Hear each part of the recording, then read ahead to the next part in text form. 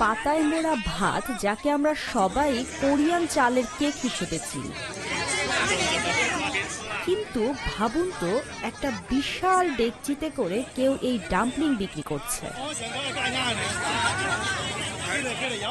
বিশাল এক পাত্রে ঝিনুক আর মশলায় রান্না করা মুরগি, মাংস, চিংড়ি এবং মটরশুঁটি দিয়ে ভর্তি বিশাল এক ভাতের ডাম্পলিং বানিয়েছে তারা।